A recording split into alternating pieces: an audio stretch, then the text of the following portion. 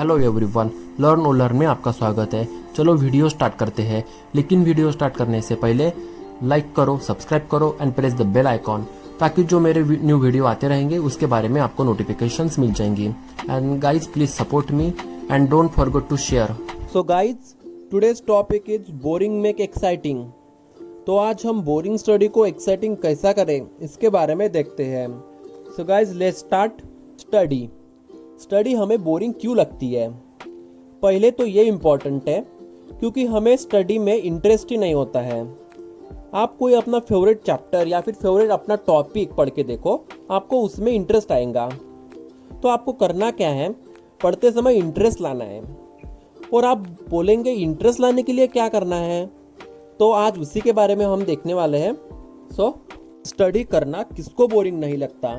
हर एक को लगता है, चाहे वो टॉपर क्यों ना हो, क्योंकि हम सब ह्यूमन हैं और ह्यूमन का नेचर ही वैसा होता है कि सर्टेन लिमिट के बाद बोर होना स्टार्ट हो जाता है।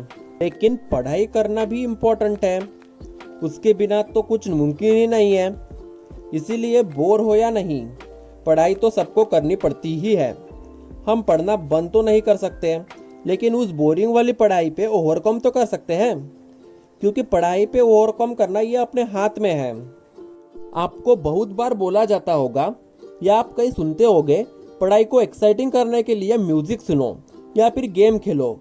तो मैं तुम्हें यहाँ बताना चाहता हूँ कि म्यूजिक सुनने से और गेम खेलने से बोरिंग स्टडी को आप एक्साइटिंग नहीं कर सकते। हाँ, बोरिंग स्टडी को आप एक्साइटिंग नहीं कर सकते।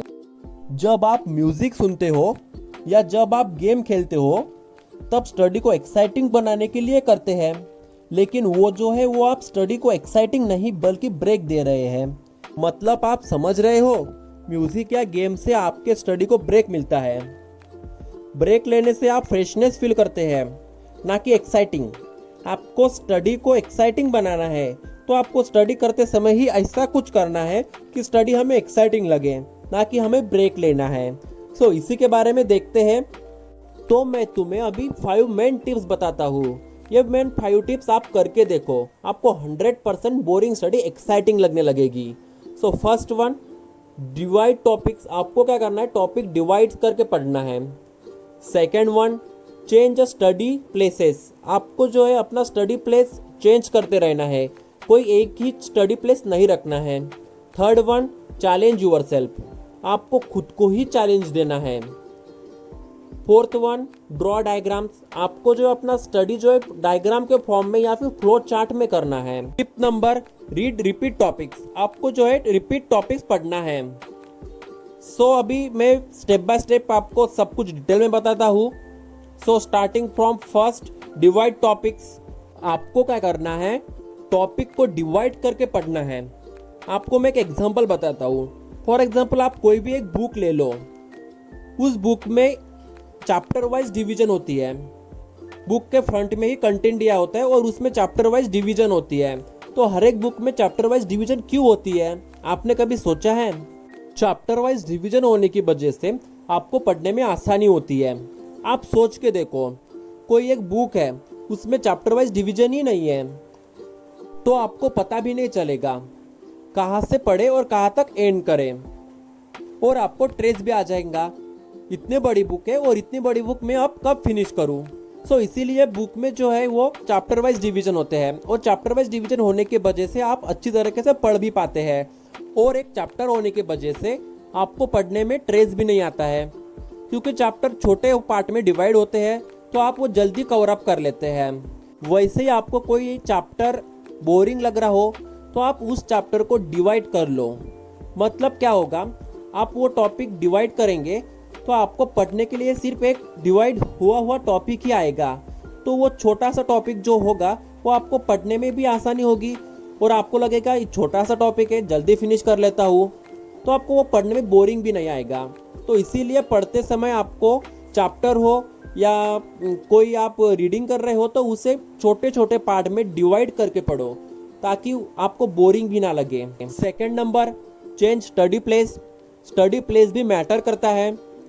आपको मैं एक एग्जांपल बताता हूँ।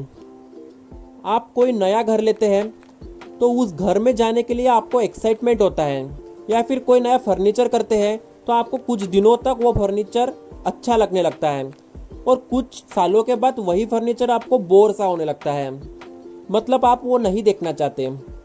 वैसे स्टडी के बारे में है, आप एक ही प्लेस लेकर बैठते हैं, वहीं पे पढ़ते हैं, तो कुछ समय बाद वो आपको बोर लगने लगता है और आपको पढ़ाई में भी बोरिंग सा लगने लगता है। तो इसीलिए पढ़ते समय आपको प्लेस चेंज करते रहना है। सो गाइस, थर्ड नंबर पे है चैलेंज यूरसेल्फ। आपको क्या करना है, खुद को ही चैलेंज देते रहना है। फॉर एग्जाम्पल, आप जब किसी का चैलेंज एक्सेप्ट करते हैं तो उस चैलेंज को पूरे करने में पूरी ताकत लगा देते हैं। आप खुद ही मोटिवेट हो जाते हैं और आप पूरा चैलेंज कंप्लीट करने के पीछे लग जाते हैं। तो ऐसे ही स्टडी के बारे में, जब आप कोई स्टडी करने लगते हैं तो उसे चैलेंज देते रहे। मतलब क्या होगा, आप उस टॉपिक को कंप्लीट करके ही रहेंगे और चैलेंज लेने के वजह से क्या होगा, आपको एक इंटरेस्ट आएगा और इंटरेस्ट आने के वजह से आपको वो टॉपिक बोरिंग भी नहीं लगेगा। Fourth number, draw diagrams. आपको क्या करना है, पढ़ते समय डायग्राम्स के फॉर्म में पढ़ना है। मतलब आप कोई एक टॉपिक लेते हैं, उसको आप एक डायग्राम के फॉर्म में ड्रॉ करें या फिर कोई फ्लो चार्ट के फॉर्म में ड्रॉ करें। मतलब क्या होगा, जब आप कोई डायग्राम निकालते हैं या फिर कोई उसका फ्लो चार्ट बनाते हैं तो आपको उसकी पूरी कंसेप्ट आपके माइंड में फिट हो जाती है और आपको उसमें कुछ इंटरेस्ट आने लग जाता है और इंटरेस्ट आने की वजह से आप उसे पढ़ पाते हैं और आपको बोरिंग भी नहीं लगता और आपकी पढ़ाई भी हो जाती है। So guys, fifth number, read repeat topic. आपको क्या करना है, रिपीट टॉपिक को रीड करना है। मतलब क्या होगा, आपके वो रिपीट टॉपिक जो है वो आपके पहले से ही अच्छे हो चुके होते हैं और आप उसे दोबारा पढ़ते हैं तो आपको वो जल्दी याद रहता है और आपको उसकी कंसेप्ट भी पता होती है और आपको उसके बारे में सब कुछ पता होता है। तो आपको पढ़ने में या फिर समझने में वो इजी हो जाता है और इजी होने के कारण आपको उसमें इंटरेस्ट आने लगता है और इंटरेस्ट की वजह से आप उसे पढ़ पाते हैं।